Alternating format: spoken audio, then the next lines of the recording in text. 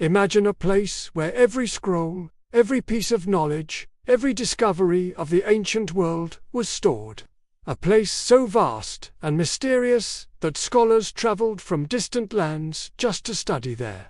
This was the Great Library of Alexandria, a hub of knowledge, power, and ambition. And yet, despite its grandeur, it disappeared almost entirely, leaving behind only stories, legends, and unanswered questions. Today, we explore its rise, its glory, its tragic decline, and the legacy that still shapes our world. Our story begins in the bustling city of Alexandria, founded by none other than Alexander the Great himself in 331 BC. After his death, his vast empire fractured, and Egypt fell under the rule of the Ptolemaic dynasty.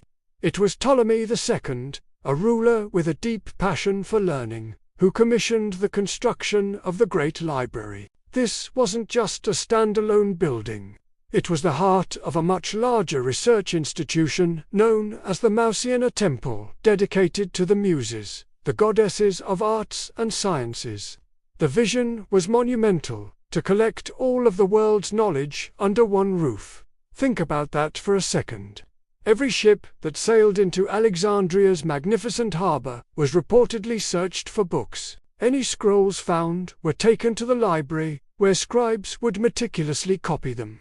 The original scrolls were kept for the library's collection, and the fresh copies were returned to the owners. Through this aggressive, almost obsessive, acquisition policy, Alexandria quickly transformed into the undisputed intellectual capital of the ancient world. Scholars, poets, and philosophers from across Greece, Egypt, and beyond flocked to this vibrant center to study mathematics, astronomy, literature, and medicine. It was the original World Wide Web, but made of papyrus and ink. At its peak, the Library of Alexandria was a spectacle of human intellect. It's hard to know the exact number, but estimates suggest it housed anywhere from 40,000 to a staggering 400,000 scrolls. Can you imagine the intellectual treasures that lined its shelves? The complete works of Homer, the foundational geometric principles of Euclid, the ingenious inventions of Archimedes, it was all there. This wasn't a quiet, dusty archive. It was an active, thriving research center. In its halls, the great minds of the age didn't just read, they debated, taught, and created new knowledge.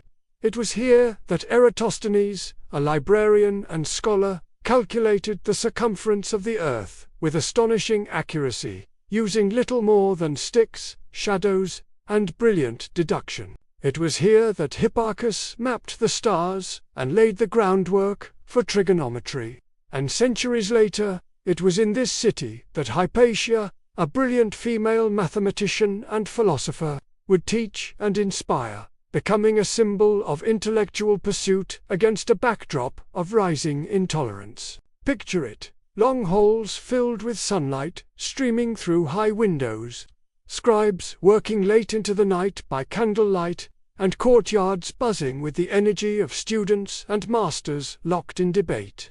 The library was a living, breathing testament to human curiosity, a bold attempt to capture, preserve, and expand the sum of all human knowledge. But this beacon of knowledge, this monument to the human mind, was not destined to last forever. The story of its destruction is a murky tale, shrouded in legend and conflicting historical accounts. There was no single, dramatic event, but rather a slow, painful decline over centuries. The first major blow likely came during Julius Caesar's siege of Alexandria in 48 BC. In the ensuing conflict, a fire is said to have spread from the harbor, potentially destroying a significant portion of the collection. This was just the beginning. Over the next few hundred years, a series of unfortunate events chipped away at the library's foundation. Civil wars, budget cuts from Roman emperors who had little interest in funding such an institution, and religious strife all played a part. There are accounts of scrolls being moved, sold, or even destroyed in the streets as different factions rose to power. The tragedy isn't just that the building was lost, but that the knowledge it contained vanished with it. We only know about many ancient scientific discoveries and literary works because they were copied and distributed before the library's final fall. Imagine how much we don't know. Countless plays, poems, scientific treatises, and historical records may have turned to ash, leaving a permanent gap in our understanding of the ancient world. Yet, even in its absence, the Great Library of Alexandria casts a long shadow. Its legacy is not found in ruins or artifacts, but in an idea, the idea that knowledge is precious and that its pursuit is one of humanity's noblest callings. Modern libraries, universities, and research institutions are all descendants of that ancient dream in Alexandria. The library serves as both an inspiration and a cautionary tale. It reminds us that knowledge is fragile and that we have a duty to protect and preserve it. Today, in our digital age, we are attempting to rebuild the Library of Alexandria in a new form.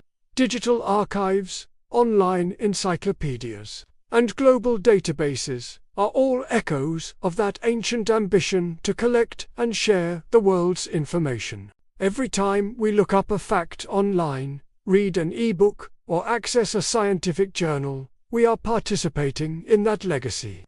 The spirit of the library lives on in every classroom where ideas are shared, every laboratory where new discoveries are made, and in the heart of every curious person who seeks to understand the world a little better. The Great Library of Alexandria may be gone, but its dream of a universal repository of knowledge is more alive today than ever before.